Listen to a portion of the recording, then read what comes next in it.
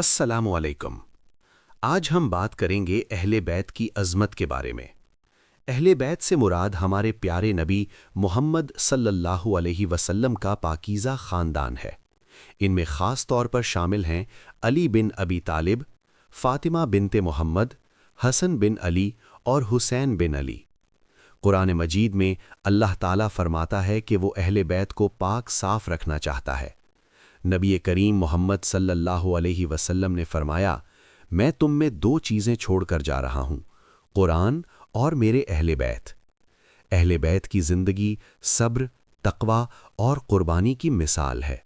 خاص طور پر حسین بن علی کی عظیم قربانی بیٹل آف کربلا میں اسلام کی تاریخ کا روشن باب ہے۔ ہم سب پر لازم ہے کہ ہم اہل بیت سے محبت کریں، ان کی تعلیمات پر عمل کریں اور ان کی سیرت سے سبق حاصل کریں۔ اللہ ہمیں اہل بیت کی سچی محبت نصیب فرمائے، آمین۔